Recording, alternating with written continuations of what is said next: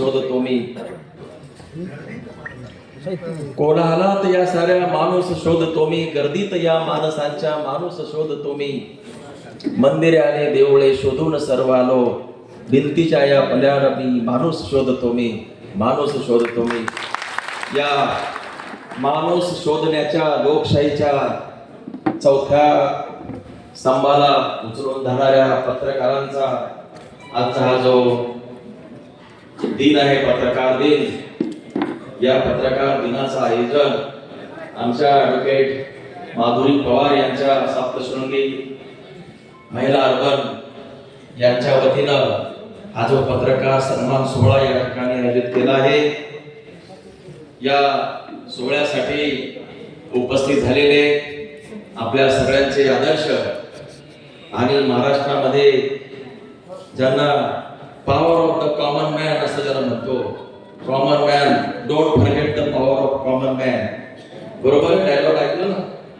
त्या common man जो आपल्या सगळ्यांचा आदर्श असे खासदार निलेश भाऊ लंके साहेब, या कार्यक्रमाचे अध्यक्ष आपले सगळ्यांचे मित्र आंबोरे साहेब, विचारपीठावरती सगळे सन्माननीय, सगळे तोलामोलाचे खूप सगळे सन्माननीय सदस्य उपस्थित आहेत. मी जास्त वेळ या ठिकाणी विचारात विस्तारामुळं घेणार नाही, त्यामुळं अतिशय तोलामोलाचे सगळे विचारपीठावरील मान्यवर आणि हा जो कार्यक्रम या ठिकाणी देवानंद भाऊ आणि माधुरीने आयोजित केलेला आहे, हा आगळा वेगळा कार्यक्रम असून पत्रकारांचा कार्यक्रम आहे. पत्रकार, खरं तर पत्रकार दिन हा उद्या आहे. 6 जानेवारी हा बाळशास्त्री जांभेकरांचा, जांभेकरांनी या दिवशी दर्पण हा मराठी वर्तमानपत्र 1882 मध्ये सुरू केलं, 1832 मध्ये सुरू केलं आणि तेव्हापासून या तो सुरुवातीचा दिवस म्हणून आणि त्यानंतर महाराष्ट्रामध्ये पत्रकारितेला वरचेवर सोन्याचे दिवस आहे. आणि म्हणून पत्रकारांनी एक क्रांती केलेली या देशामध्ये. भारतामध्ये लोकशाहीचे जे 3 स्तंभ आहेत, एक संसद आहे, दुसरं ज्युडिशरी आहे म्हणजे न्याय व्यवस्था आहे, तिसरं कार्यकारी मंडळ आहे म्हणजे जे काही एक्झिक्युटिव्ह बॉडी म्हणजे जे काही मंत्रिमंडळ आहे त्याला चालवणारं प्रशासन आहे, त्याला एक्झिक्युटिव्ह म्हणतो ते आहे. आणि चौथं म्हणजे या सगळ्यावर निरंकुश अंकुश ठेवण्याचं काम करणारे पत्रकार हा एक चौथा स्तंभ आहे. आणि हा जो चौथा स्तंभ या सगळ्यांना, या तिघांनाही नियंत्रित ठेवण्याचं काम हा चौथा स्तंभ करतो. आणि चौथा स्तंभ म्हणजे दुसरा तिसरा कोणी नसून हे सगळे तुमच्या समोर बसले, आपल्या समोर बसलेले एवढ्या मोठ्या संख्येनं पत्रकार मंडळी आहात. तुमचं मी सर्वप्रथम या ठिकाणी एवढ्या मोठ्या संख्येनं उपस्थित झाला त्याबद्दल सगळ्यांना तुमचं अभिनंदन करतो. आणि तुम्हाला एवढ्या मोठ्या संख्येनं एका सार्वजनिक ठिकाणी एकत्र केलं त्याबद्दल सप्तशृंगी परिवार, माधुरी आणि देवानंद भाऊ तुमचं सुद्धा मी जाहीर अभिनंदन करतो. ही फार मोठी घटना आहे. मेकरच्या इतिहासामध्ये एवढी मोठी स्टॉलवर्ड जे काही नेते मंडळी आहेत, ज्यांचं अनेक क्षेत्रामध्ये आपल्या आपल्या क्षेत्रामध्ये कर्तृत्व आहे, कर्तृत्ववान माणसं एका ठिकाणी बसलेली आहे. आणि आपल्या क्षेत्रामध्ये, पत्रकारितेच्या क्षेत्रामध्ये बहुतेक 200 काहीतरी तुम्ही मला सांगितलं, 200 सव्वा 200 पत्रकारांची नोंदणी आज एक ठिकाणी झालेली साधी गोष्ट नाहीये. देवानंद भाऊ एवढे पत्रकार जर सोबत असतील पाहायचं कामच नाही. आणि तुम्ही पत्रकारांना सांभाळताय, याच्या एवढं मोठं महान काम कोणतंच नाही ज्याला पत्रकार सांभाळता येतात. आणि एवढे मोठे पत्रकार सांभाळता येतात, तुम्हाला कोणाचं चॅलेंजेस नाही. तुम्ही जे काही मनोभावना, जो काही संकल्प या 2025 मध्ये बांधला असेल, त्या सगळ्या संकल्प पूर्ण करण्यासाठी हे जर पत्रकार मंडळी तुमच्या सोबत असतील, तुम्हाला कोणाचीच गरज नाही, आमची पण नाही. कारण पत्रकारांचा पॉवर मी पाहिलेला आहे. मी इलेक्शनच्या काळामध्ये आलो होतो त्यावेळेस पत्रकारांच्या बद्दल माझी वेगळी भावना होती. पण इलेक्शनच्या निवडणुकीच्या ऐन धामधुमीच्या काळामध्ये मी वेगळे वेगळे आगळे वेगळे पत्रकार पाहिलेले आहेत, त्यांच्याशी मी थेट संभाषण झालेले, कोपऱ्यात झालेले, कोपच्यात झालेले, सार्वजनिक ठिकाणी झालेले, एकांतात झालेले, कुठं कुठं झालेलं आहे. मी जर सांगत बसलो याची स्वतंत्र बातमी होणार आहे आणि ती मला करायची नाही. झाकले मोठ संवाद काही असो, पण पत्रकार माझ्याबरोबर होती मात्र गोष्ट खरी आहे. एक सुद्धा पत्रकार माझ्या विरोधात नव्हता. होते 4-2, ते सुद्धा शेवटी माझ्याबरोबर आले. त्यामुळे माझ्या विजयामध्ये चौथा स्तंभ असलेल्या पत्रकारांनी प्रचंड भूमिका पार पाडलेली आहे. मित्रांनो, तुमच्यामुळे माझा विजय अगदी खरोखर सुखद झालेला आहे. त्यामुळे मी तुमचे सुद्धा आभार मानतो.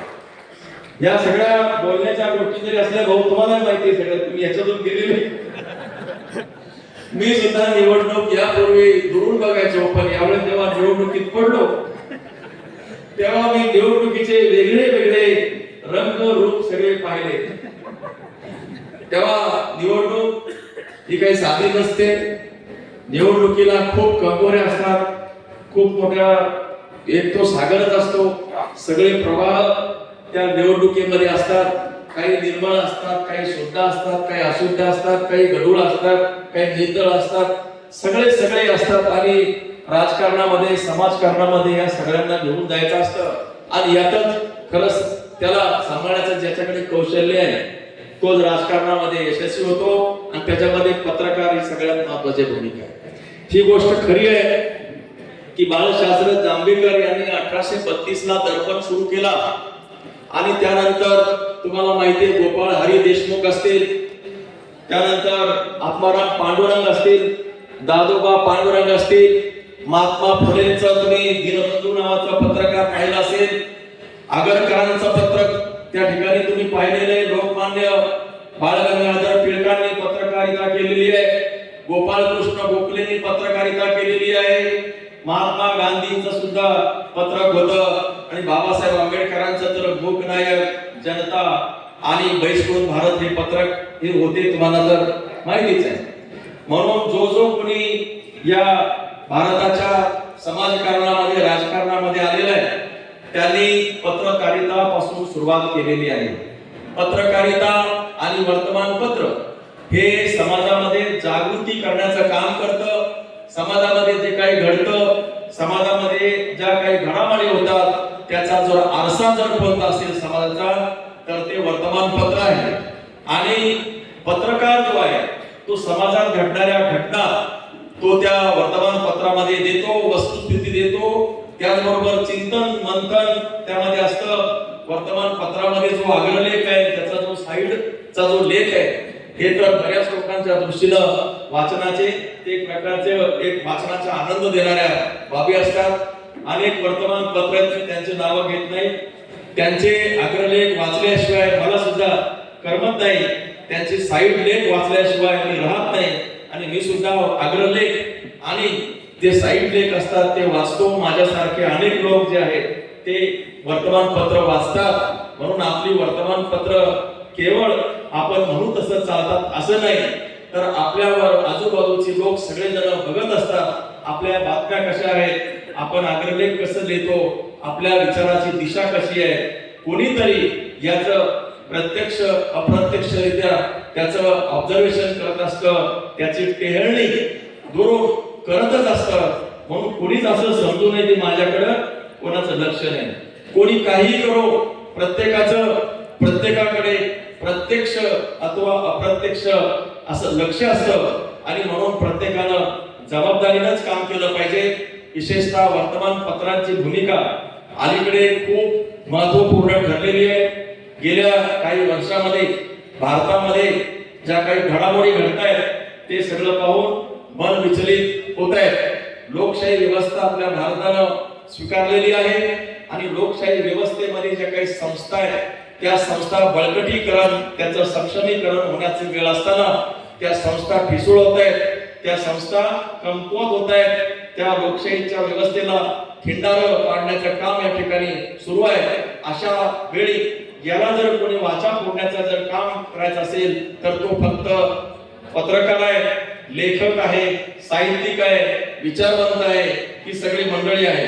आणि म्हणून पत्रकारांची जी भूमिका आहे ती कृपा करून या सगळ्या ही गोष्ट खरी आहे की तुमच्या अडचणी खूप आहेत लोक, पत्रकारांच्या अडचणी खूप आहे. यांना नियमित कोणाचा पगार नाही, जे वर्तमानपत्र आहे यांचं किती शोषण करतात हा वेगळाच इश्यू आहे. वर्तमानपत्रांचे मालक या पत्रकार मंडळीला कशा प्रकारे वागवतायत, त्यातून जाहिरातीसाठी इव्हन बातम्यांसाठी काय काय जे काही करावं लागते हे जवळून पाहिलेलं आहे. आणि म्हणून पत्रकारांच्या समोर खूप मोठी आव्हानं आलेली आहेत. आणि ही आव्हानं किती जरी मोठी असली तरी पत्रकारिता हे आपलं व्रत आहे असं समजून आपल्याला यापुढं कारभार करावा लागणार आहे.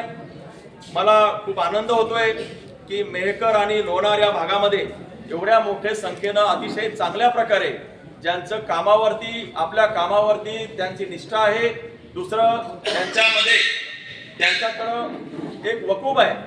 वकूफ असलेली अनेक मंडळी मी या ठिकाणी पाहिलेली. आपण सगळं आपलं काम जे असंच नेटानं सुरू ठेवा. मी मगाशी म्हटलेलं आहे की अमेरिकेची राज्यक्रांती झाली त्याला पत्रकार जबाबदार आहेत, पत्रकारामुळेच राज्यक्रांती झालेली आहे. फ्रेंचची राज्यक्रांती असेल, रशियन राज्यक्रांती असेल आणि भारताची स्वातंत्र्य आंदोलनाची राष्ट्रीय चळवळीचं काम सुद्धा जर कोणी हातात ज्याने कोणी घेतला असेल तर ते पत्रकारांनी घेतलेलं आहे. आणि म्हणून पत्रकाराचा रोल हा भारताची समाज सुधारणा करण्यामध्ये अतिशय मोठा राहिलेला आहे. आणि ही जी भूमिका आहे आपण यापुढे चालू ठेवा. मी या ठिकाणी जास्त वेळ बोलणार नाही, मला बुलढाण्याला जायचंय. मी या ठिकाणी इतकंच म्हणेन की पत्रकारांच्या अनेक प्रश्न आहेत, आव्हानं त्यांच्या समोर आहेत. त्यांना खरोखर जे काही दैनंदिन काम करताना त्यांना अर्थार्जनाचं खरंच काही साधन नाही आणि म्हणून या काही तडजोडी त्यांना नाईलाजाने कराव्या लागतात. त्यासाठी काही वेगळ्या पद्धतीनं त्यांना काही मानधन देण्याच्या बद्दल विचार करता येईल का, विचार आम्ही सिरियसली या ठिकाणी करू. दुसरं, पत्रकार भवन हा एक मोठा विषय माझ्या समोर अनेक वेळा काही मंडळींनी मांडलेला आहे. बुलढाण्याला पत्रकार भवन होत आहे. बुलढाण्यानंतर मेहकर हे बुलढाण्यासारखं किंवा त्यापेक्षाही खालोखाल किंवा त्याच तोडीचं हे जे शहर आहे दुसऱ्या क्रमांकाचं या आपल्या जिल्ह्यामध्ये, तर मेहकरला सुद्धा आपण एक अतिशय त्याला काय म्हणून भव्य दिव्य असं पत्रकार भवन उभारण्यासाठी मी स्वतः पुढाकार घेतो. या अनुषंगानं मी प्रस्ताव तयार करून शासनाकडे त्याचा पाठपुरावा करतो. आपण निश्चित राहा. मी पत्रकार नसलो तरी पत्रकारिता मी केलेली आहे. मी जर्नलिझमचाच विद्यार्थी आहे. MA इंग्रजी केलं, लॉ केलं आणि पत्रकारिता सुद्धा मी केलेली आहे. त्यामुळे पत्रकार म्हणून काम जरी मी करत असलं तरी पत्रकार आणि हे विषय मला माहिती आहे.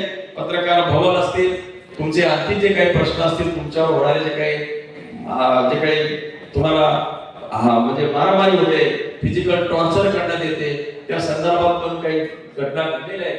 आम्ही सगळेजण तुमच्या सोबत आहोत आणि देवानंद भाऊ विशेष म्हणजे तुमच्या सोबत आहे. त्यामुळं या विचारपीठावर सगळे मान्यवर तुमच्या सोबत आहे. अतिशय चांगला योग, वैचारिक इतकी मोठी गॅलेक्सी ही जी आपण देवानंद भाऊ साधली.